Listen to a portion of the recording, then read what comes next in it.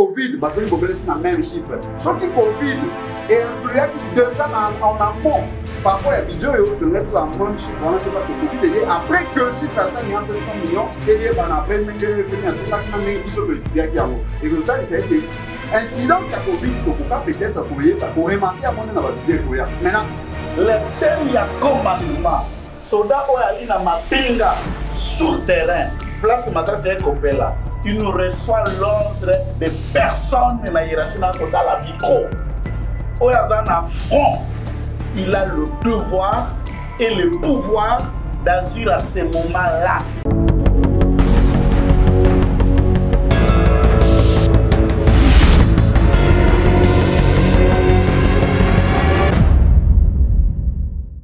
Voilà, c'est parti, très chers internautes Balandia Vision Plus Télévision, vous nous suivez partout, France, Belgique, Afrique, ici en République démocratique du Congo. Merci à Courageandre Bisso. Alors, les lieux de l'émission Nabisso, te propose à Tabino, Autolobela Kamarambota Limboka, un plateau spécial. On reçoit aujourd'hui deux cadres, dont l'un de la MOCA, l'autre allié de l'IDPS, bref, du Cap pour le changement. Alors, ensemble, Torobé Tamasolo et actualité.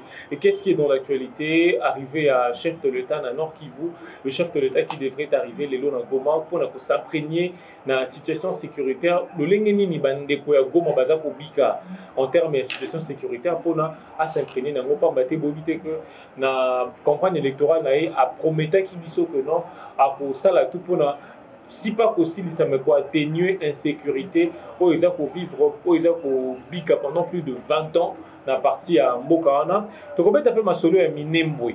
Aujourd'hui, une question orale avec débat contre le ministre à la décentralisation. C'est demandé pourquoi le ministre à la décentralisation il s'est permis de pourtant normalement les ministres à l'intérieur de Sengeli à Zalana pour nous installer. Est-ce que ils a normal que le ministre de l'Intérieur a Kende juste pour l'installation d'un simple bourgmestre et par après nous allons chuter par allié à UDPS au bazar pour forcer bref cas pour le changement bazar pour forcer bongo mokondi amboka les gars pour ça la demande parce que Boulanda qui sorti na journaliste au bazar basé na Belgique que non pour ça la demande ils sont humainement épuisant pour nani Félix Tshisekedi le bagi bon est-ce que ça parce que à Zogo sous charge à Congoté né longwana tokobeta masolo na baimbo kamibale maître Joël Kitenge azali bongo cadre ya Cap pour le changement. Maître Joël Kitenge, bonjour et bienvenue. Bonjour monsieur Lionel, bonjour aussi à mon co-débatteur ici sur le plateau, mais également à ceux qui nous suivent et qui ont toujours l'habitude de nous suivre. Alors co-débatteur on a eu maître Blanchard Mongomba azali cadre à la MOCA. Maître Blanchard, bonjour et bienvenue. Bonjour Ndeko Lionel, dans une mission ascenseur, dans un co-débatteur, on a pu présenter des débats malades, mais la ligne n'a apporté précisément manqué Nazali, effectivement cadre dans la MOCA, mais aussi, surtout, cadre dans un nouvel élan. Olinga fonctionne dans ma casse, oui, il y a un nouvel élan Adolphe Mouzito. Effectivement, parce que au monde na politique, tous à la dimension habitée ni belé. Il y a un beau élan comme on a la MOCA, na banda kinde cause à la nouvel élan, il y a un beau nouvel élan de propulser comme on a la MOCA. La MOCA yango wana tokoki ko sauter étape wana te. C'est ngeli ko insiste à kato ko rappeler qu'à chaque fois que on est d'abord cadre au sein du nouvel élan qui est parti initié par le premier Mouzito et on se croit où par voie des conséquences des nazali cadre un peu communicateur et à l'ingomba mon aîné autobengi la MOCA. Merci beaucoup Maître Blanchard Mongomba pour la précision. Bongo to koti penza na maso na biso to banana yo Maître Blanchard moi na mboka Félix Tshisekedi et sengela qui a comment parce que na ngonga toza peut-être à comment qui parce que toza un décalage à heure na engumba ya Goma pour na s'imprégner penza na situation sécuritaire makambo ko leka kuna pamba to ebi na campagne électorale a pesa ki biso ba promesse et belé penza pour na aussi di sécurité za kobika kuna moi na mboka Blanchard Mongomba et là qu'on est ko s'attendre na ce jour, il y a moi dans Mboka Félix Tshisekedi dans ma belle wana. Ceux qui accueillent la population, la gomatracien, la population nord Kivu de manière générale. Et c'est ngeli ba s'attendre nini. Il y a les bosso, merci Ndeko Lionel pour na malwa. Pesinaï na pesi bandeko balandi. Au bazali kota la biso na mbaoyo mbote mingi pe lisusu. Mais il y a les bosso na lingina tali ça est que sur le plan de principe, Mukambi ya ekolo première institution, il y a école au salon, on peut coller qu'on dit, dans principe, et Talissi, azali moto oyo aza censé kozala mieux informé que moto nyonso tu na mabele ya Congo. Elingi koloba ete ata soki afandi na bureau na ye na Kisasa, ata soki akei na mikili ya bapaya, ata soki ase retrouve wapi mais ezali koleka na kati na mabele ya Congo, ye azali censé ko maîtriser yango ko yeba lolenge nini makambo mazali koleka kuna. Ya mibale moto oyo tobengi wana toujours sur le plan ya principe, tobengi président de la République, moto tobengi première institution na ekolo. Tango autaka na campagne pe a commis institution après que peuple a pesié mpifo, a pesié bokambi. Aza moto oyo ayaka pona komilela lela te. Aza moto oyo azalaka élu, aza censé kozala élu sur base d'un programme, lequel programme ezali ko répondre diagnostic ba problème oyo azali ko projet ko mona ndenge nini akokuta yango na mboka pe na ba projection na ye atalisa lolenge nini akomema solution na durée nini ekokute misolo boni ekoki à la limite ndenge tout le monde na bamboka misusu kokute peut-être baliwa to ba blessure ya ba soldat songolo pakala wana ezali moto oyo aza na vision, moto oyo tolobi bongo première institution oyo aza censé kozala élu sur base d'un programme, parce que c'est ngeli to rappelle la peuple na biso ete peuple tango tokendaka na maponami tokendaka kovote bilongi ya ndeko Lionel te elongi ya ndeko Blanchard te tovotaka ba programme oyo ndeko Lionel azali komema votaka ba programme oyo bacandidat bazali komema yango omoni biso tozala koinsiste mingi na makambo ba réforme parce que singeli tomeka un peu koassainir kobongisa makambo moke na secteur wana. Mais nazonga sika oyo na motuna na yo de manière précise parce que wana na bandaki na ino poser ba jalon kolakisa sur le plan de principe le lenge makambo esengeli kosalema. Ndeko Tshilombo toyebi ete na campagne oyo elekaki na 2018 atalisaki bato effectivement que soki si jamais aleki lokola mokambi ya ekolo ye akokenda kotia état major na ye na partie est wana parce que justement makambo ya est ebandi lelo te ebanda utakala et puis lokola ebanda utakala biso banso tozali kotanga makambo oyo ndenge ezali koleka awa bazali kokamba époque ezali Kabila azali kokamba na bato na ye bango moko parce que bazalaki na majorité bazali contrôler l'institution surtout bazokoka kosilisa yango te. Tozali kotala déjà candidat Songolo neti biso ozalaki na Équateur Fumusitu déjà tozalaki na basolution tozali proposer candidat Martin Fayulu tozalaki na bakatango tosangani na Lamuka tozalaki na oyo ya biso patrie ya basolution.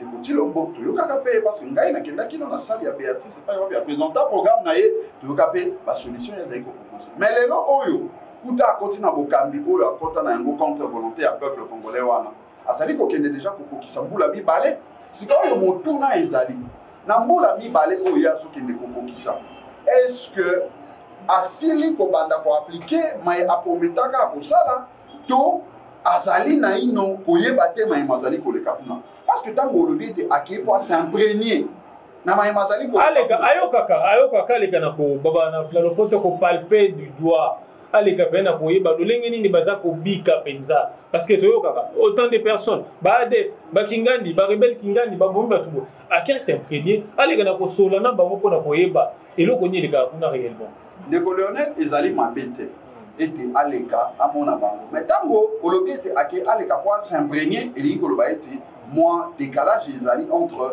maemazali koleka kuna na ba information oyo azali censé kozala na yango boni na bandaki na principe les autres ça a été décalage les alliés sikawana mais sikawa yo lokola ke ko s'imprégner donc l'élan a ke ko s'imprégner pourtant ko akozonga nde abanda ko maniola solution ni esengeli amema kuna dans l'autre temps bande ko pa balembi ko aza mokonzi ya mboka yokanisi Félix azangi basolution yokanisi obandi mokonzi ya mboka azangi basolution kopesa na baproblème ya mboka azangi te ndeko Tshilombo alobaki tango akomi mokambi ya mboka alobi soki na campagne soki nakomi mokambi ya mboka ya liboso état major na ngai na est mpona kosilisa mai wana ezali ye moto alobaki yango epe tomoni ete kuta lelo état major eza mbala moko kuya bateau magique mbala moko ati état eza processus abandaki na kosala ménage armé omoni ménage armé eloko pesi lelo à Kena Goma, tu es bien agenda n'a été. C'est que yo Zoé Bissanga était Ndeko Tshilombo a salé la démagogie dans la campagne électorale. On a noté à moi. Mais c'est quand on a mai au Tikolo Basiko était à Salaki ménage na armée. Moye bien été Mikolo Eleka qui a autorisé pour fêter 10e commémoration. Il y a Nazo sauté en bas, on a fait sa précision manquée. 10e anniversaire rapport mapping, on a évoqué, on peut en total, ça a été par rapport ébélé à Nations Unies, par ONG internationale, même locale, ça là pour la total, ça a été parmi les généraux.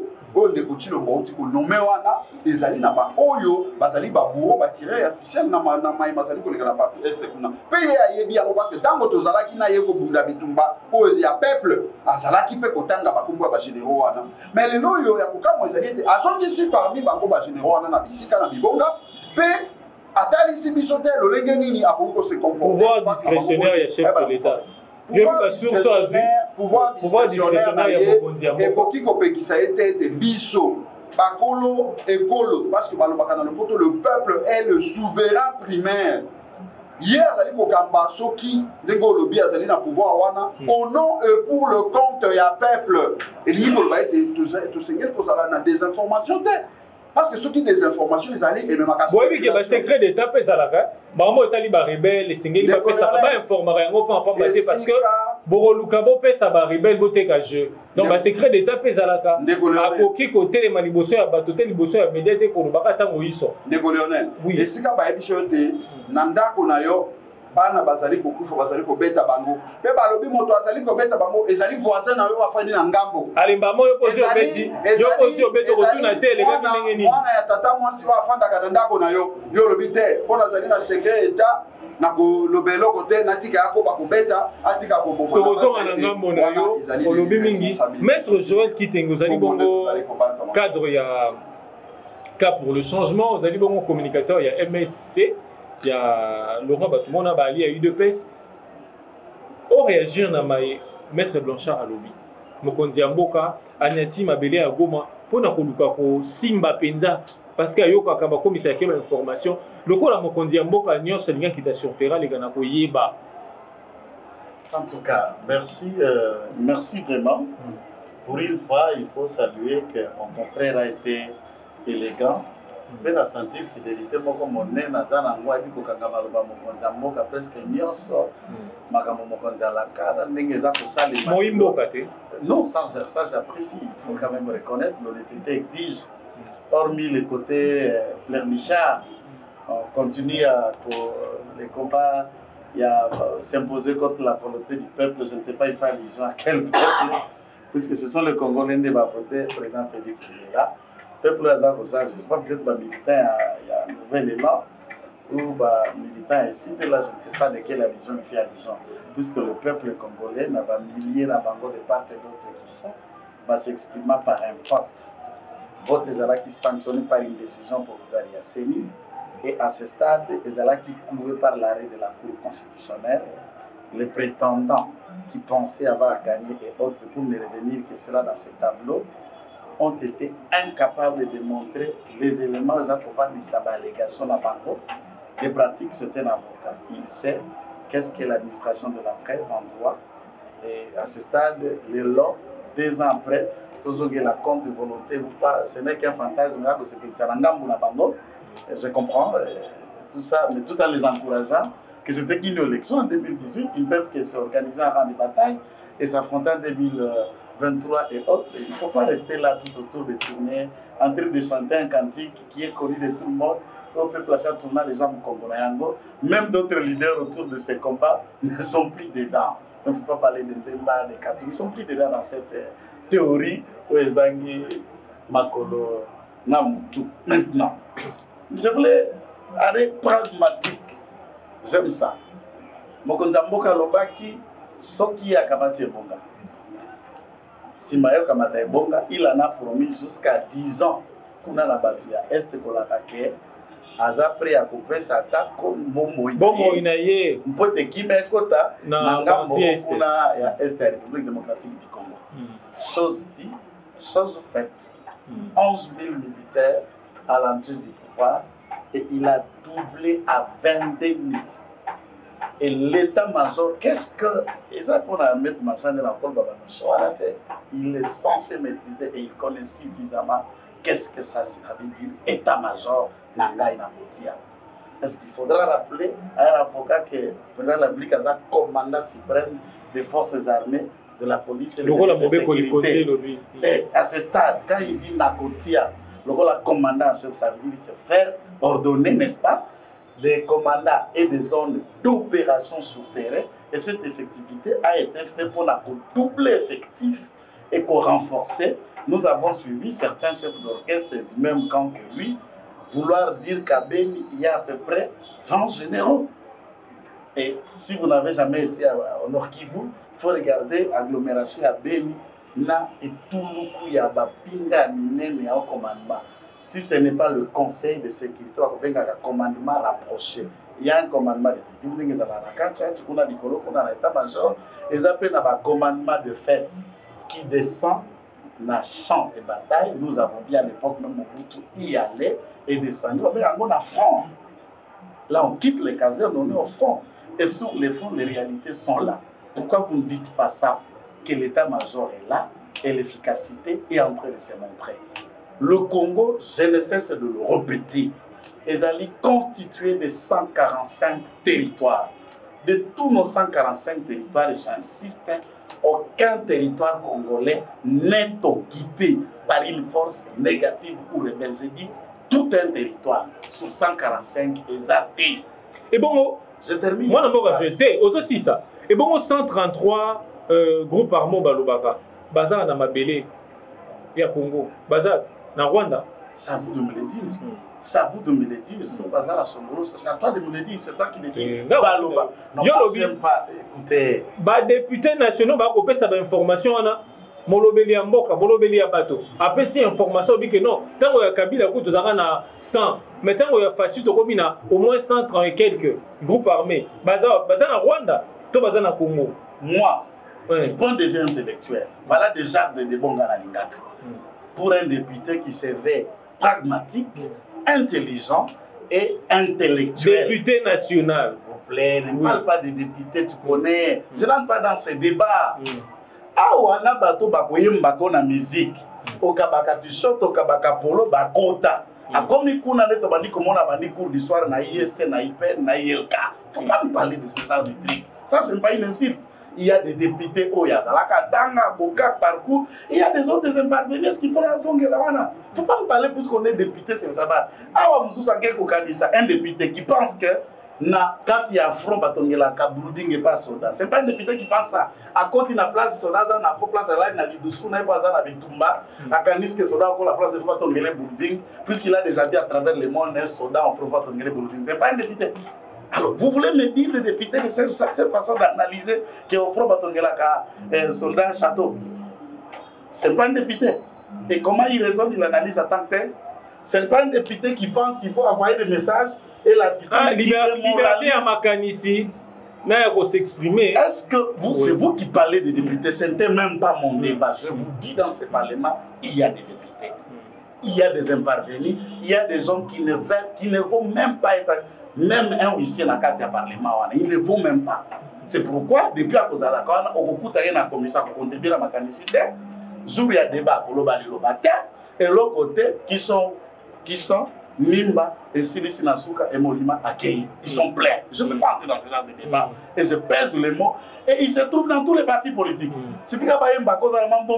Et on commence à penser que le politique, c'est celui qui a l'argent. Et celui qui a des idées, qui a un parcours, puisqu'il n'a pas les moyens de consommer l'eau pour l'autre t-shirt, ne peut pas devenir député. Ça, c'est encore un autre problème. Il y a Babisoté, mais il y a peuple Nabiso à Kopona. Ça, c'est toute une parenthèse. Lorsque vous parlez de 130 groupes armés qui seraient avancés dans Malobaya, un quelconque député, comment on les dit? C'est par exemple, prenons les cas, nous parlons du Sud Kivu. Je n'en parle pas de la presque hypothèse. Sud Kivu est dans 8 territoires. Ville à Bukavu, ils ont 3 communes. Et nous avons autant de communes rurales, par exemple, 270 communes rurales qui ont été créées. Vous nous dites que d'après mes sources, tu es député dans le territoire de Kabambare, na Baraka, na Idjwi, na Fizi, na Uvira, Par exemple, on trouve 4 groupes armés. Tu les dis vaguement sans les situer et vous voulez que nous débattions sur quel document, sur quelle enquête, ces groupes armés sont dans quel point. J'insiste, lorsque ces groupes armés font des incursions, des blessés, il y a des cases brûlées à villageois et à Komonana. Est-ce qu'ils arrivent à occuper un territoire? J'insiste sur mon mot. Territoire, 145 territoires, place Bahate, Bahali. Ils occupent, ils peuvent faire une incursion dans un village, ils entrent dans une ville, ils tuent dans une maison, 2, 3 maisons, ils disparaissent. Bah, il va payer quelqu'un gomme, ils disparaissent. Aucun territoire n'est occupé comme c'était le cas avant, pendant que Kabila était là. Et tous les postes résiduaires, on les a repoussés suffisamment. Ça, il faut féliciter. Moi, militaire Natanganika, militaire Zambie, Bakotara déjà, n'a noté. Bazati lelo na mabele ya Congo. Pe motuna na musuna ko mwana mboka Joël Kitenge. Tango ko loba zela. Tango ko ba que non lelo militaire lelo aucun territoire est occupé par l'armée. Mais comment se fait-il armée na biso?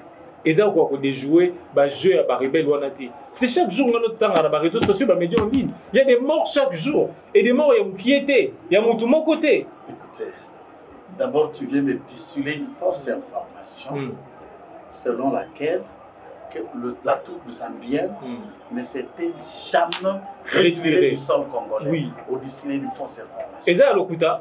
Et ça à l'okuta. Je vous dis, oui, je regarde la carte. Oui. Écoutez, c'est pas dans un tribaliste. J'aime pas ce genre de débat agricole et tout ça. Je pèse bien mes mots. Je suis un natif du Ouest. Moi, c'est qui t'es. Je ne cherche pas un débat pour la s'attirer. Le débat école, et créer polémique. Porte-parole au gouvernement, les qui n'a été fait, non, va se retirer. Et 2 jours après, va se retirer. Pour que je développe. Développer la sécurité. Lequel territoire est occupé par l'armée zambienne? Même quand ils sont entrés, ils ont occupé une localité. Les territoires de Moba, de Puerto, lequel territoire vous dites que l'armée zambienne a occupé tout un territoire investi? Bon, peut-être on peut utiliser les territoires, par exemple, il y a Sol. La français terre à terre, occuper les sols congolais même de 1 mètre carré, dans ce sens, on peut considérer 1 mètre 3, 2 mètres comme territoire. Mais je ne parle pas comme une entité, tout un territoire occupé, non. Est-ce que du point de vue sécuritaire, tout a été fait? Je dis non, tout en vous regardant en face. Nous en appelons aux forces armées qui se battent, malgré le moyen, autant que ça la face Nayango. Sans oublier que le budget n'a pas atteint 11 milliards. Malgré le moyen limité, malgré les abnégations, on a commis pèse à corps et armes, puisque on a dit qu'on a combattu là, on a frontière d'intangibilité, et le gouvernement de la République de faire encore mieux. Même un mort congolais, c'est significatif. Si on a réduit le nombre de morts, mais il y a encore des gens qui meurent, on ne peut pas s'en féliciter. On ne peut pas jouer de l'amalgame comme si on le dit. Mais quand vous présentez, c'est comme s'il n'y a pas la vie. C'est comme si les gens n'y vont pas. Les gens ne vont pas à l'école ou le reste, il n'y a pas d'hôpital. Non. Il y a des coupeurs de route, il y a quelques postes de sécurité, mais l'État fonctionne à l'Est. C'est cette histoire-là qu'il faut qu'on retienne. On a radio franchement, vous pensez, tant que sur la je donne l'exemple de tout de suite, nous sommes parce que on va dans ma case, il y a une information à la province. C'est devant vous, oui. C'est devant vous que nous avons réussi avec vous ensemble la thématique. Et si nous débattons et il y a les droits et moyens pour développer thématique ou présenter, c'est puisqu'on est d'abord préalablement informé d'un certain nombre de questions et suffisamment informé dans la chaîne. Je reviendrai vers vous. Merci beaucoup, Maître Joël Kitenge. Maître Blanchard Mongomba, Lelo, Nakolanda, Maître Joël Kitenge, c'est que tu as un espoir, tu as un espoir, moi exporté, tu as la faute, tu as un positiviste, tu as un espoir, doubler militaire, de 11 000 à 22 000. 11 millions à 22 millions de militaires. Pas millions. 11 000 à 22 000 militaires. Et voir par exemple ménage au chef d'État pour ça la nakati armée et c'est ngeli tous à la moins espoir muké. ndeko Lionel na banza ete peuple oyo azali kolanda biso na ngonga oyo ayebi ete tango tobundaki biso banso bitumba ya mbongwana oyo babengi na lopoto ya alternance ezalaki te po tokendaka na bamesure moko ya koloba awa tozomeka tolingaki tozo peuple azalaki na besoin ya alternance par rapport ya chaque secteur ya vie sociale na ye po aespérer que akozwa le meilleur ya oyo azali koluka parce que lelo oyo ndeko Lionel ozoloba awa esengeli tozala na espoir tozala na moins espoir mais tozala na espoir yango tozela yango kino ngulo wapi toyebi te pamba te natali so awa ete ndeko Tshilombo ya alobaki soki naleki lelo lobi état major ndeko alobi état major ezali nga nalobi état major ezali te batindi mwa soda moko mibale misato minei mais état major oyo ndeko Tshilombo alobaki premièrement c'est en termes effectivement il y a effectif il y a basoda wana logistique esengeli ko accompagner bango pe lolenge nini esengeli na bango kozala bien aguerri po ete bayeba na kobunda bitumba wana zoka nde soki otali babakisi effectif kaka na bato oyo bazalaka na front ndenge bazali kobunda na sekuna mais intelligence oyo esengeli e accompagner parce que quand on parle d'un état-major ezali composante nyonso wana esengeli se déplacer ekende kuna po bautaka bazelaka baordre ya kisasa te chaque fois esengeli ezala wana bamoni intelligence moko esengi awa to appliqué boye nzoka nde ezali na ino te et deuxième chose misolo oyo esengeli e accompagner po ete logistique ration manso wana emema bango ezali te parce que heureusement ebi que esengeli na reconnaître honnêteté ya ndeko na ngai en face parce que azali moto ya liboso oyo ya cash azo reconnaître ete budget na bango esala parce que bandeko ebele nayebi te yango na koprofite peut-être nayebisa ndeko bacommunicateur mosusu batindaka na bitando ike bazali bacommunicateur oyo esengeli bazwa na ino mateya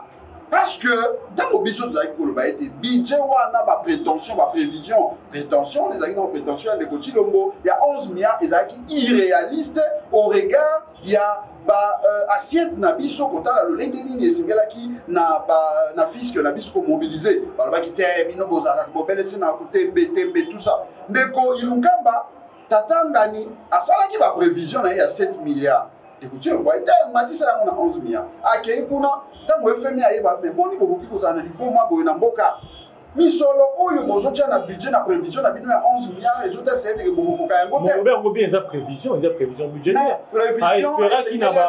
aespérer na bamécanisme atie en place lelo IGF aza kosala mosala bakorapporte quelque chose ntango tokosala bilan ya suka ya mbula tokomona IGF na misalo asali déjà et rapporté autant en termes de recettes et ça par rapport au mécanisme en est kosala basali prévision il y a 11 milliards tango FMI aye alobi ngana lingi bozala réaliste webi ete plan ya trésorerie bolimbisi ezali sujet te maintenant kota na yango quand même basalaka yango na échéance moko ya 3 mois chaque 3 mois esengeli kosala plan ya trésorerie parce que esengeli barégie bayeba ete capacité na biso ya komobilize kozala boye po ete tokotisala kati na trésor public mais FMI alobaki non olie bosala yango chaque 3 mois bosalela biso ya mbula mobimba po toyeba capacité na bino réel ezali nini nde ekosunga biso toyeba soki esengeli to accompagner bino na nyongo esengeli kozwa to te ntango ndeko wana sele ya buli asala prévision na ye abima na 5 milliards bato balobi awa te ezali lokuta tout ça totoyebi réalité ya budget na bino yango lelo oyo erattrape bango bazwi bobelesi na 5 milliards 700 millions ezali mpona kotalisa ete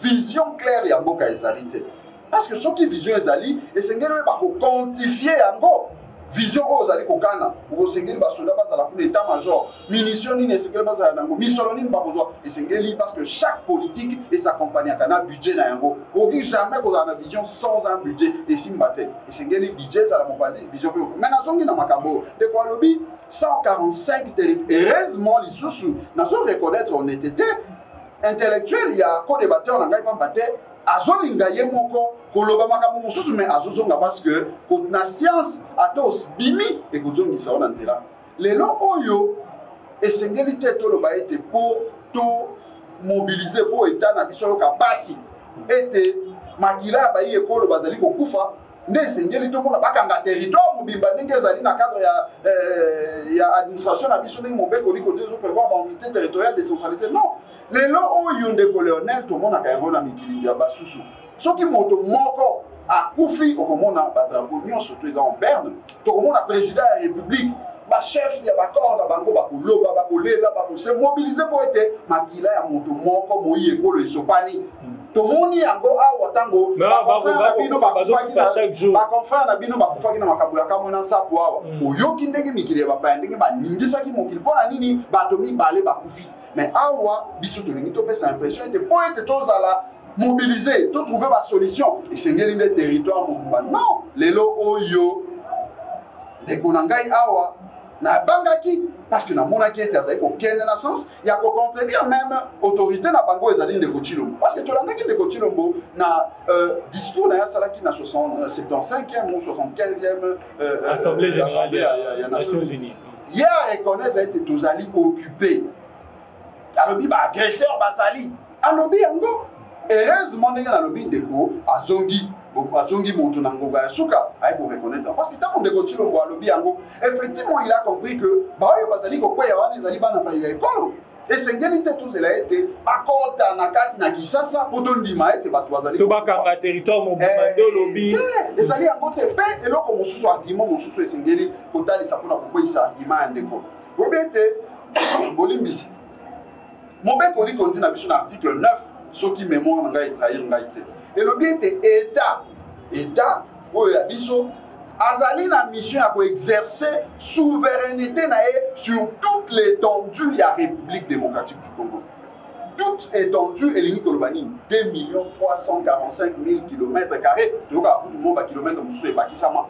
Donc nyonso wana esengeli ezala contrôler balobi ba FARDC bazali na mission ya kosenzela ba frontière na biso po ete moto akatisa te na loyenge te po okatisa esengeli o respecter ba procédure nyonso tu ndenge esengeli mais ntango bato bazokota butu moi ata akotaki abimisa te toyeba tosutuka kuna babomi tomonaki bakadeko ndenge babimisa bango batie bango na motuka bazosombela bango na biloko ya kolia baki ozongisa bango na katikati ya nzela ekolo nini oyo tozali na yango pena yo banza ete na ekolo ya Kongo olingi biso tozala na motema pio tozala na motema kimia ngai ndeko Leonel nasuka wana nakomaki kino na mabele ya Beni tokendeki na président élu Fayulu na coordonnateur ya lamuka mona mboka Adolphe Muzito tokoti na misa sango azali kote ya me alakisi bino lobi omoni esika baba wana efandi bato nyonso bazala wana bayaka lisusu te po na mokolo moko bato baya bakota baboma bango nyonso ndenge bazala wana yango omoni esika nitikala polele bongo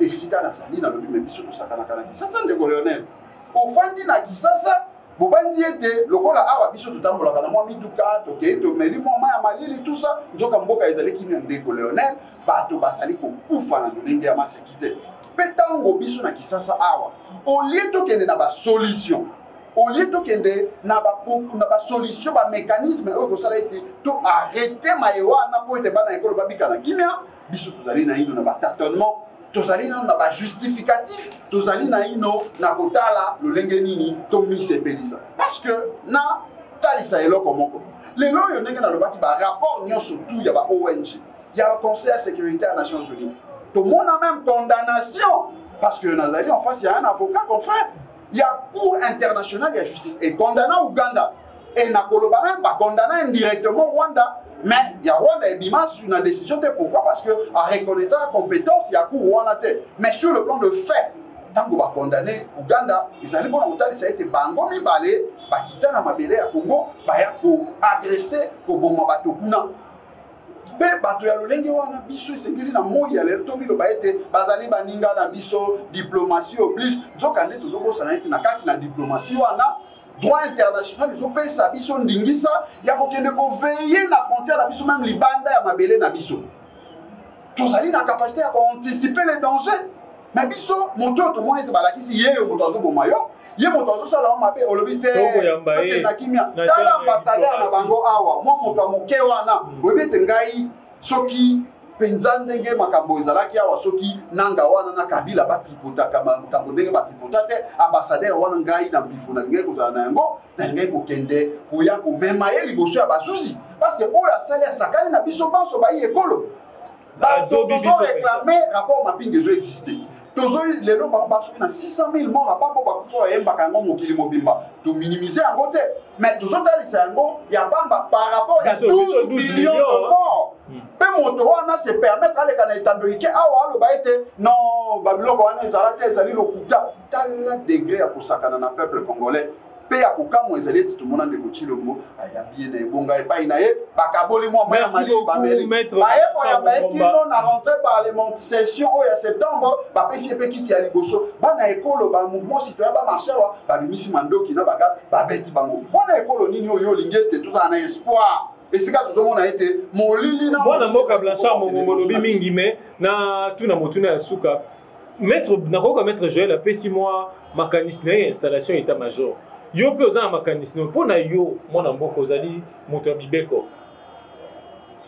ko installer état major eli koloba nini ndeko Chilombo tango alobaki parce que ye nakoka bino mbale ye aza na appréhension na ye yo mpe oza na appréhension na yo non ezali likambo ya appréhension te toyebi état major ezali eloko nini ntango tozoloba état major ezali mampinga mobimba wana nayebi te na lingala nabenga yango nini oyo eza composé na ba intelligence na ba service nyonso tout mpona kosunga mosala ya défense esengeli kosalama na terrain na niveau ya mabele nzoka nde ntango intelligence wana nyonso to efandi na kati na Kisasa yo koyebisa biso te to déplacer état major parce que toyebi ete ndenge balobaka na lopoto la mère de l'armée c'est la discipline tant que mobeko mitindo euti na ino Kisasa te moto azali kuna na kati na front akoki ko exécuter yango te nzoka nde soki o rapprocher yango otie yango na mabele wana ya azali na kati na front na Beni azali na kati na Fizi soki eyinde abengi wana bapesi ebala mo babino tala awa oyebi kolongwa awa na Kisasa kino na partie est kuna tozali na plus de 2000 km.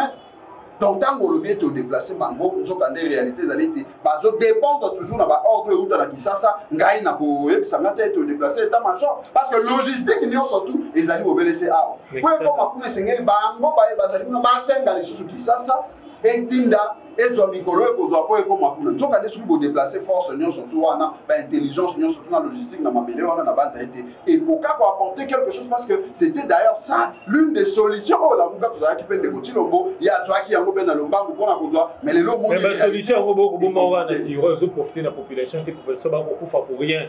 Et c'est un peu beaucoup, bon, monument, la boca Félix, c'est qui dit, la solution, a dit, ça, il mboka, pour aussi, sa guerre, il y a Est, et ça, il y a un botin, mais ça, vous discuter. Le bilan, vous avez toujours qu'il y a un combat, il y a l'égalité, légitimité, macabona, tandis que, tu vas beaucoup faire. Le colonel, au été, Tokoki Komanda. En une minute, pour la minute, Tokoki Kolobela Makambo sécuritaire, Tokoki Kolobela logistique, Tokoki Kolobela misolo. Mais Mansoa, nan de colonel, il pandi na ou babengaka légitimité. Soki Mokambi a écolo, azali na confiance ya peuple, Teiba et Ezali passe pour être mon toilon wabitum. Au été, les bitumba, les gars, na Vietnam. Pas vietnamien pour être basé pour le balido bas pour laisser mon corps malgré kozanga misol malgré kozanga mandoki banyokola mais oyo ya ba américain oyebi maemale quand même awa na mboka Afrika awa kombo ekiminga moke donc les autres ça a été ce qui peuple azali na confiance azali ko accompagner bitumba oyo entre guillemets mokambi mokondi ozali na yango te et il se peut que l'on a payé bitumba wana te yango de pa yo ba légitimité ezali na importance ezali na sens monene na mayematali bongo ngana komi wana te ngana lobi makanisi bozana ngo tango boko bake non namuka tozali na ba plan na biso yango za na kati ya plan na biso ya président Martin Fayulu mais ba plan wana sengeli population congolaise a bénéficié soki réellement bolingaka population wana sengeli bo poussa na bo approcher moi na boka Félix Tshisekedi bolenga na kotia ba divergence abino pembeni parce que intérêt ba vie humaine des akokende. Effectivement, d'accord, non, mais le golelo qu'on a le tango toujours mambo ya souveraineté au monde qui plan de sortie des crises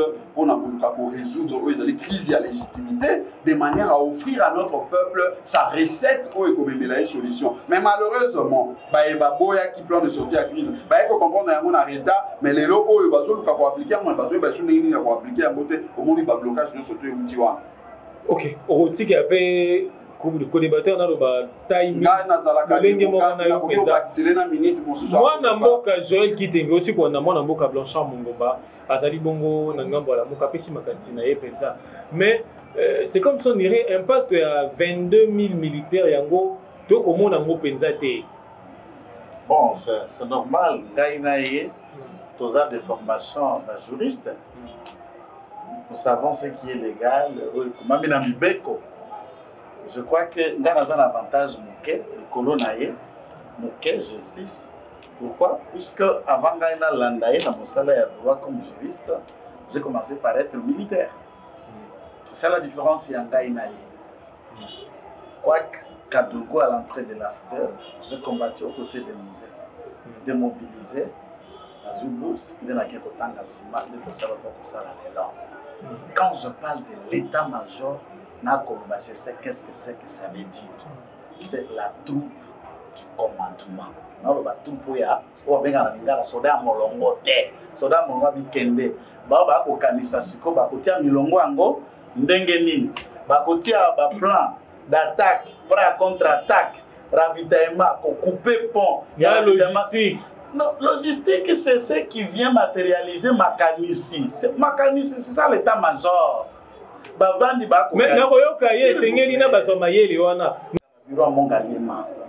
C'est ça, c'est dans sa pensée. Les analystes pour un état-major pour la ministère de la Défense et le Est. C'est ça ce que je veux comprendre dans tout. Oui. Or, l'état-major, tant que par exemple, chef d'état-major général, chef d'état-major adjoint chargé de renseignement, chargé de forces intérieures, chargé. Nakati ya mampinga ti lelo, o lelo kwa kala kwa nosa lelo minga telegram. Et ça la kakino mokona lelo. Les chaînes ya commandement, soda o ali na mapinga sur terrain. Place Massa Kopela, il nous reçoit l'ordre de personnes na hiérarchie na kota la micro. Oyazan à front, il a le devoir et le pouvoir d'agir à ce moment-là. Oyazan à front na tango owana yende mokonzi. Il reçoit l'ordre de personnes, mais il donne rapport. Oaliwana, manduki eko beta. O kutuna sko na beta to na beta te. Puisqu'avant, il y a des côtés, je ne sais pas, en anglais, on appelle ça ambush. Embuscade, par exemple, pour contrecarrer une troupe rebelle. On a élaboré un plan d'attaque. Ça s'appelle état-major commandement. Tant que vous élaborez un plan d'attaque, vous avez un terrain, et vous avez imaginé le scénario en amont et en aval. Ce que vous scénario, il y a 3 plans. Point A, plan B, placé sur repli. C'est connu de tout le monde. Plan A, c'est ce que vous allez faire. Ou plan B, ça veut dire que vous avez un salement, vous avez un tout ami balé pour qui ça la sienne seulement sur la liberté salamité. Est-ce qu'il faut ici devant le partenaire de la sécurité? C'est un petit passé, c'est pourquoi j'ai dit petit léger avantage pour expliquer que le commandement est là-bas. Inefficacité, c'est ça que j'ai attendu ici. Pourquoi vous contraindre T? Puisque les questions de l'Est, il y a plusieurs dessous des cartes. Il y a l'aspect politique, où c'est les réseaux de sécurité dans l'Est. Il y a l'aspect diplomatique, puisqu'il y a une interférence, Liban à la frontière, na biso, na bapaya. Na bapaya, il ne faut pas seulement, souvent nous limitons à avoir le Rwanda qui n'est qu'un commissionnaire, l'Ouganda qui n'est qu'un deuxième commissionnaire. Il faut qu'au là, na moyen-âge, tout l'attendre à Kala, pouvoir au bas pouvoir qui n'a mis à ton ecclésia, l'église qui a eu le pouvoir. Là il faut parler encore de la papauté de l'État. Si Mayatango Oana, l'État a écokamata le pouvoir, les politiques ont repris la main avec l'évolution technologique, scientifique, l'évolution industrielle et autres.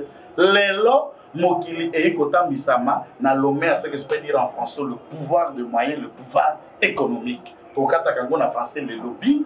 Naba multinationales qui agissent autour de ces forces obscures et leurs commissionnaires voisins.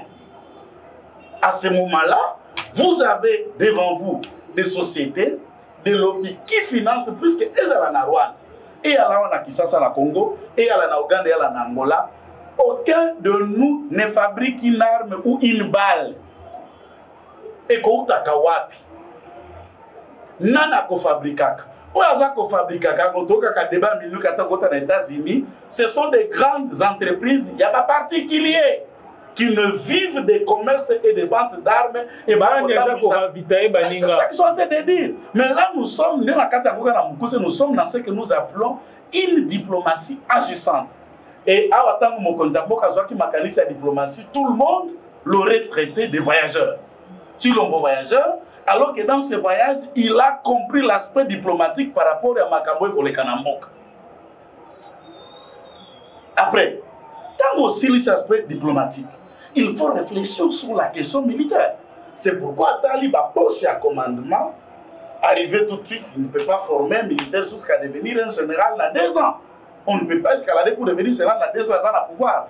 Ce sont ces Congolais militaires, policiers, services de renseignement, de la sécurité, à permettre à Meki Kopongola étant Barcelona Bakambineango pour qu'efficacité ait. Ça veut dire dans la tête, vous sentez c'est quelqu'un qui sait ce qu'il fait et il est en train de vouloir matérialiser le plan, il y a paix à sécurité pour Atiakango Nazela. Et je rappelle, que le président de la République, au cash, le président a eu un programme clair, net, et il est en train de le suivre. Pour arriver à l'aspect où il y a Fongola qui branche, certainement, et ça, a débat de l'aspect économique. Moi, j'ai toujours eu à reconnaître dans l'obéli pour ne pas reprocher qui que ce soit. Tant que ça, le débat, certes, on est politique, mais on a quand même une petite formation. Où il y a un lien insoutenable, tu as déjà fait 1001 émissions, quand ce n'est pas correct, ce n'est pas correct. Quand c'est clair, c'est clair. Lorsqu'on a envisagé la Kamati Ndakisa, Namboka, vous avez 11 milliards, il y a Mbongo et Amérique pour les couper que des dollars. Mais qui peut être traduit aussi dans la monnaie locale en francs congolais. 11 milliards de dollars, la prévision budgétaire. Dans la moto, il y a Nan, il y a Amérique, il y a Chinois, il y a Congolais, qui kokana les 2 grands événements majeurs. Puisqu'il ne faut pas considérer le Covid comme un ami de tout ce qu'on a prévu. C'est une contrainte importante et au Guy a même une porte d'esquisse valable et fondée. Et je l'ai dit dans une des chaînes, j'ai dit, ah ouais, pour la banque, non seulement pour les nôtres, le gouvernement du monde, puisque l'économie est interdépendante à travers les États. Ce qui puisse être un biloko côté. Et ce qui est passé sur Bayakosomba, ce bango peut Bayakosomba, ce qui est passé dans un moyen de déplacement. Notre argent dépend des uns des autres. Maintenant, partage, circulation, transaction pour l'effort économique, comment il a contrainte monnaie, nous avons un ennemi mondial. Il n'est pas seulement un ennemi congolais. Bien avant ça, nous étions déjà entrés, le monde tout entier tentait de sortir dans modiquement et progressivement dans cette crise qui était d'échelle planétaire, économique. Chute, il y a des métaux, il y a des matières premières, et ce n'est pas lui qu'il faut le rappeler. J'ai suivi l'université populaire au Manamboka, malheureusement, ça c'était encore comme tous les Congolais. Quand on a perdu un poste, on devient intelligent. Quand on a un poste, on est bourrique. C'est une façon de dire. Et non, je dis c'est une façon. C'est une façon de dire. Avec toute ingéniosité. Olobeli la diplomatie agissante. Obi qui va monter le rôle de Mokondia Mboka, président voyageur. Mais exemple, Nakisa, maître Blanchard à lobby. Et ça, le rôle là, oui, bah, que non, moi, Natata, moi, sinon, BTL au moins. C'est qu'il a déjà arrivé. Bah, que non, moi, Natata, moi, sinon, BTL au moins.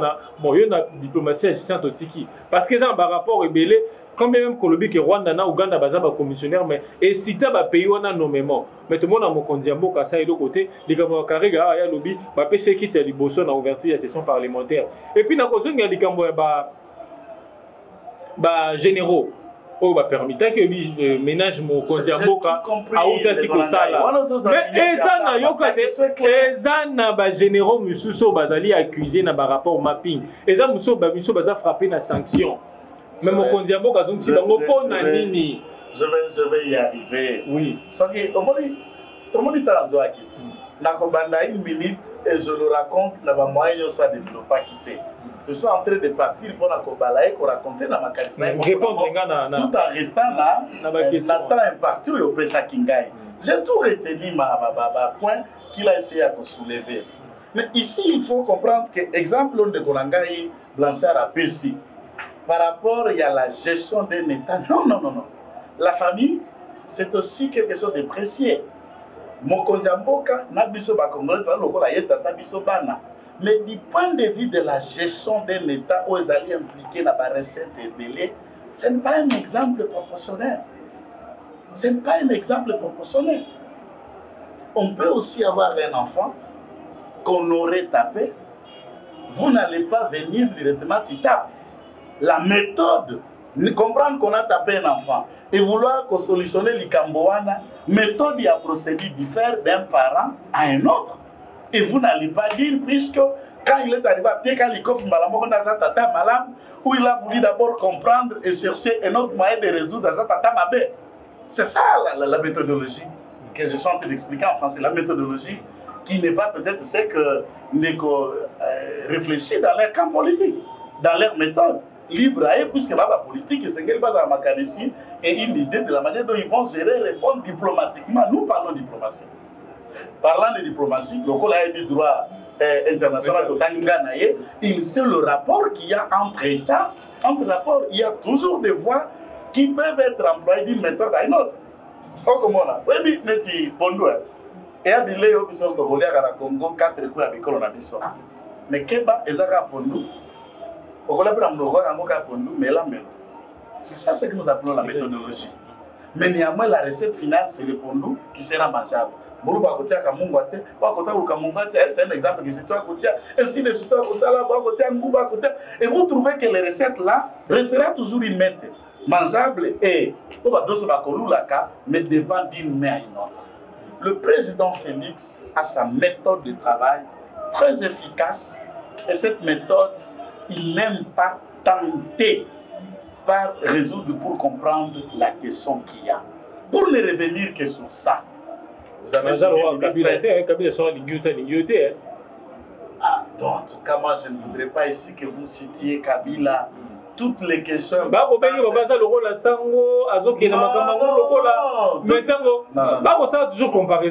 voudrais que tu m'en dises, puisque tu m'as dit, puisque vous parlez de Kabila et les Rwandais et autres, toi, la Tawana, de ce que vous créez, c'est que les pas pendant que vous faites là. Pour nous parler de la diplomatie. Ne comparez même pas. Kabila, jusqu'à partant du pouvoir, il avait quelle diplomatie? C'était qu'il a coupé les pays du monde. Il était repli, renfermé lui-même. Voilà même la constitution de Kingaka qui s'est renfermée à lui-même. Il a continué sa vie, même dans sa vie sociale, renfermé à soi-même. Pas ouvert au monde. Il ne peut pas vivre là où les gens sont. C'est toujours repli et il a vécu comme ça. Question Mibalé. C'est ce que je suis en train de citer dans cette histoire. Est-ce que c'est à lui que je dois rappeler qu'est-ce qu'on rapporte d'une commission, d'une institution? Un rapport, ce n'est pas un jugement. Ce n'est pas un arrêt. Ce sont des enquêtes menées. C'est une étude. Des enquêtes menées. Non, oui. Yoka, Nations Unies, GD, expert Wana Mapping et autres, c'est de l'expertise, mais c'est ton rapport. J'ai dit que c'est une étude faite sur telle question. Basali, conclusion, ils peuvent même en sortir des recommandations. Ce n'est pas un arrêt, ce n'est pas un jugement, il est avocat, il le sait. Je pèse et je dis bien. Lorsque c'est ton rapport, est-ce qu'il faut dire que puisque son rapport, il faut le jeter pour le prendre dans le ciel? Il faut étudier la question. Il faut imprégner la question et voir dans quelle mesure sera applicable. Je donne un exemple typique et clair, qui n'est pas un exemple souhaitable, mais c'est une réflexion. Lorsque Fatou Bensouda a pensé d'enquêter sur des personnels américains, sur quelconque crime dans un pays asiatique, la réaction des États-Unis protectionnistes, vous allez dire qu'ils ne sont pas un État de droit? Ils ne veulent pas la justice? Ils ont même muselé, bloqué, fermé des comptes, empêché des visas pour les restes et des enquêtes. C'est un rapport, c'est une intimité. Est-ce que l'État doit les saboter en tant que tel? Est-ce que parmi ces généraux, il n'y a pas des gens qui n'ont pas été mis à compte? Certains, oui. Certains ont manqué de postes. Les autres, est-ce qu'il faudra, au même moment, qu'il faudra changer et voir? Il y a des questions sécuritaires qui comptent. Parlant de la paix, parlant des avantages, puisque lorsque vous êtes un père, comme on peut ça exemple à Tata, mais l'État est différent d'un enfant qui te donne un rapport. Sur plusieurs enfants et plusieurs points dans cet état de cause, au qui cause la sacrifice, au qui cause la concession, puisque vous visez plus grand que le cri d'un seul enfant. Merci beaucoup, Maître Joël Kitenge.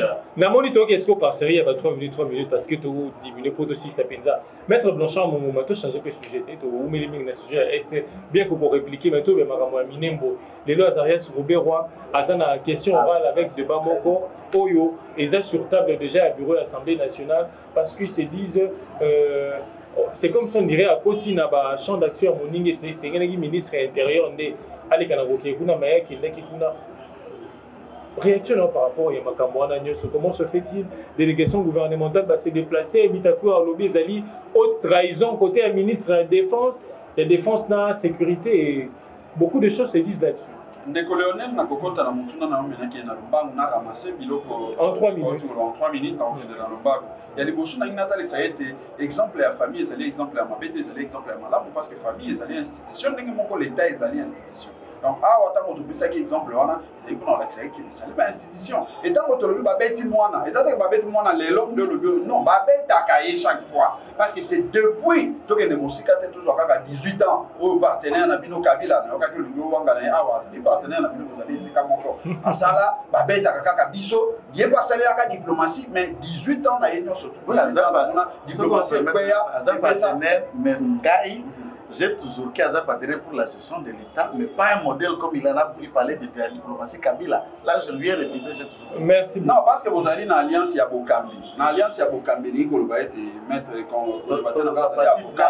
passif, actif, Azali Modo, Basangani, l'expérience, na coalition, il va être Kabila pour épicier, aussi quand on a l'ingoussa de côté le bape basangisi maele batamboli sika mo elingo ba ete bakolata na passif na parce que expérience na nde akwa ko banda ko pesa bango basangisa encore que à la majorité parlementaire mais malin moi babete expérience à mais il y a pas dans lobby azali na majorité parlementaire na au cas où alinga imposer à mabe à imposer en parce que azali na majorité parlementaire où il décide à kapona kozwamika no songolo to paka population okambi pe ya gouvernement ezali ko belese ilukamba tatawa na azali moto ya yepe mba ministre mingi kuna azali ko belese ya nazongi na lombangu na ko répondre na bosindo te na okendebeli limwa likolo alobaki awa non basoda oyo azali na molongo akoki jamais kozwa meti wana ngai nalobaki yango te ye moko explicité selon ye parce que eloko nalobaki effectivement yaki kokoma nango ezali makambo ya plan parce que plan oyo esengeli ezala élaboré ndenge nalobaki intelligence wana esengeli eutaka kisasa te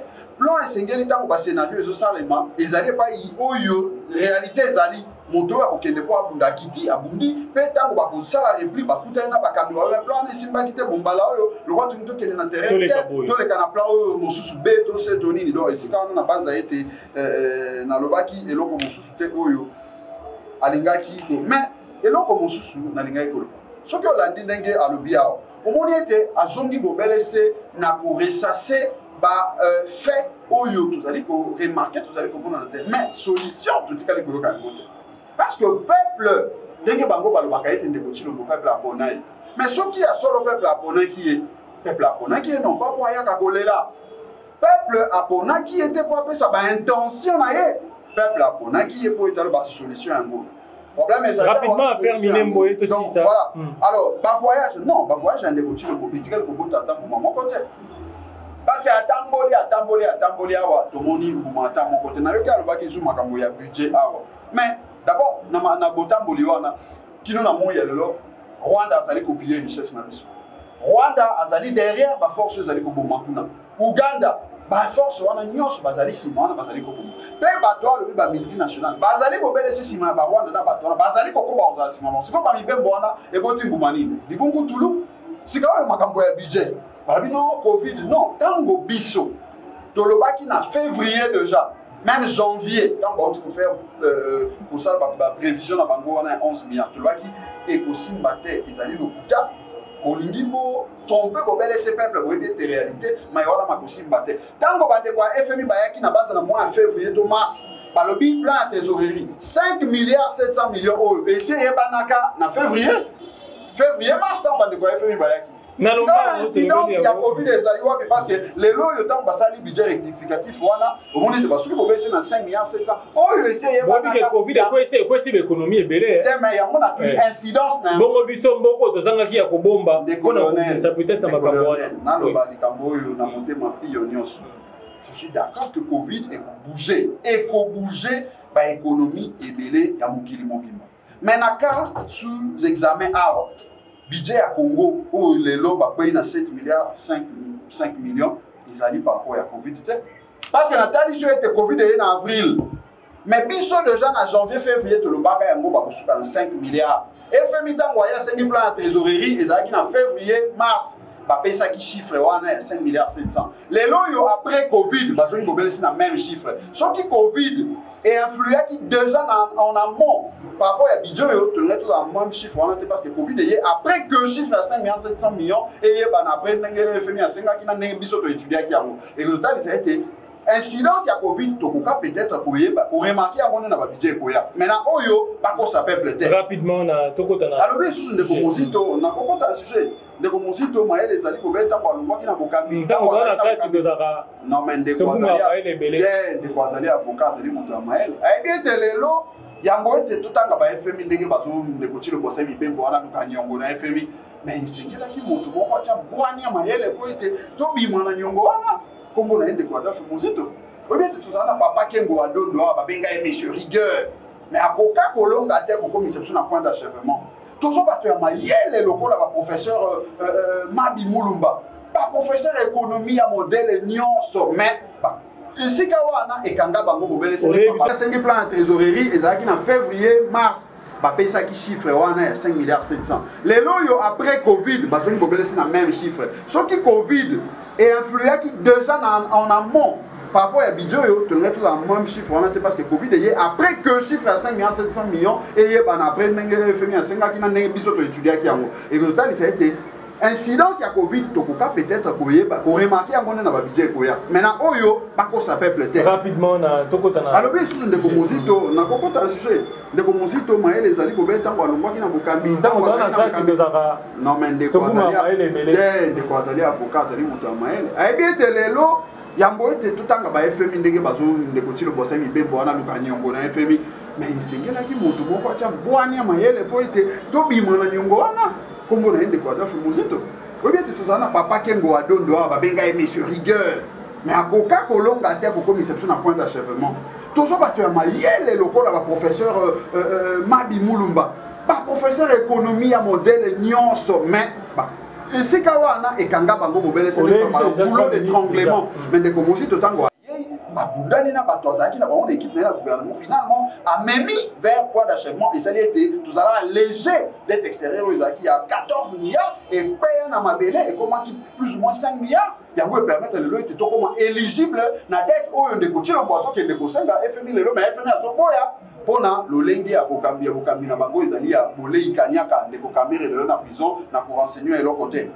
mais c'est quoi yo pona makambo ya minembo ndeko Lionel abanza ete makambo ya minembo oyo na moni to komo ke na suka mais esigala ki to bandande na yango parce que ndeko Lionel na yoki bandeko barbite décret wana ndeko mozito nde moto asinyaka yango lokuta basusu barbite minembo ezali na 500 km na Rwanda boni ba Rwanda ba ko contrôler yango lokuta basusu barbite ndenge ezali wana ndeko Tshilombo lokola yasi akutaki yango basusu ba reconnaître kutu ke non ezali déjà signé en 2013 sikoyo yalingaki asala Joseph Kabila et pas matata boni yel bolingaki asala nini alingi naloba boye ndeko Lionel omoni avantage oyo ngai nakomi ozala na impression que Kagame aza na yango na bapolitique bakambi ya mboka na biso ezali ete Kagame moto na ye amaniolaka na mosika na avance koleka bakambi oyo ya biso awa parce que tango bandeko bazozela ete bakata mabele wana batomboli yango boye bake badepose yango na Rwanda po tondima ete eza balkanisé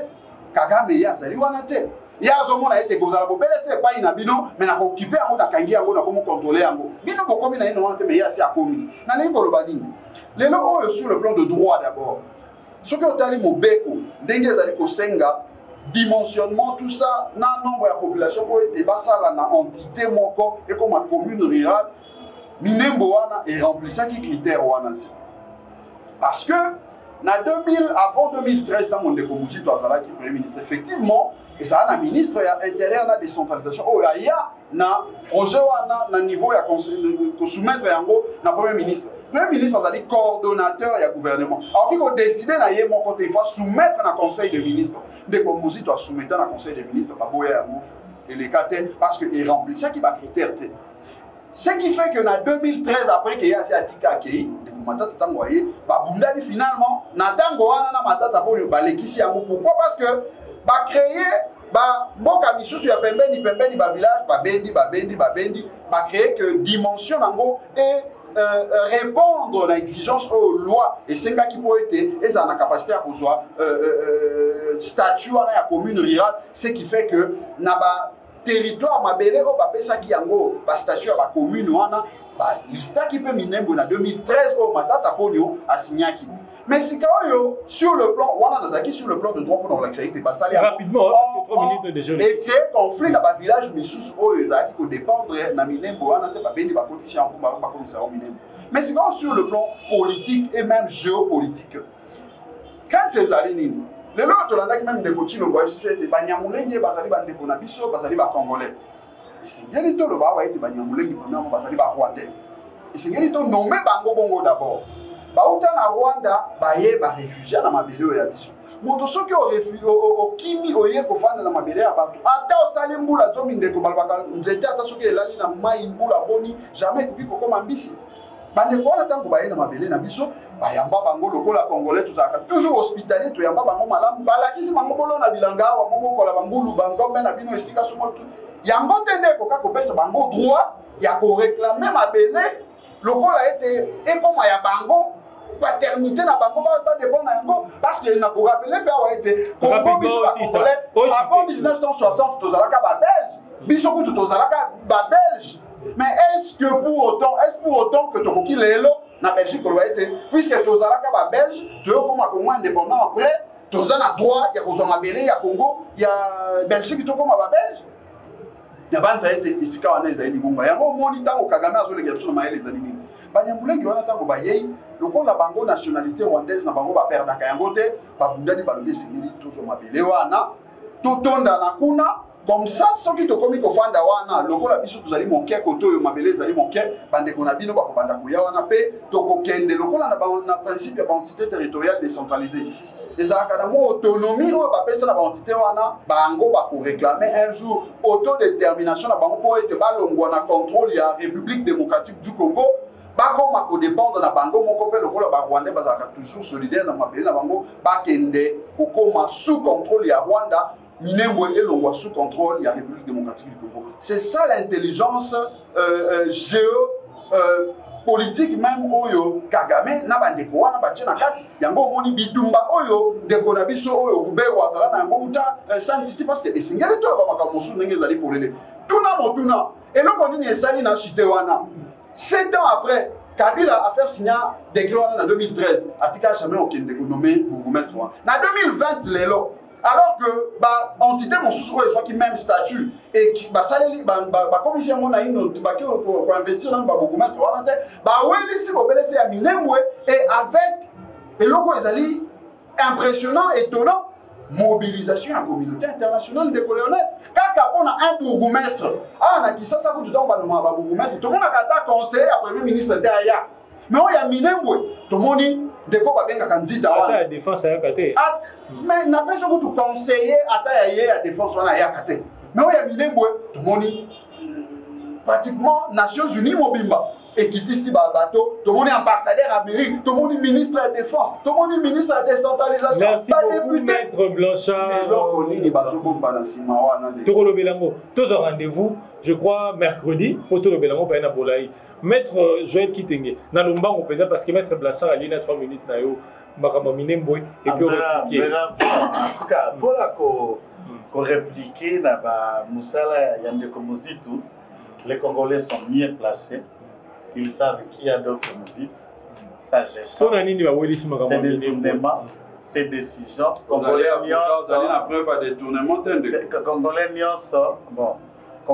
sont suffisamment informés. Je n'ai pas le temps de s'étaler pour présenter dans le plateau Oyo, musique comme l'homme modèle. C'est exactement ce que je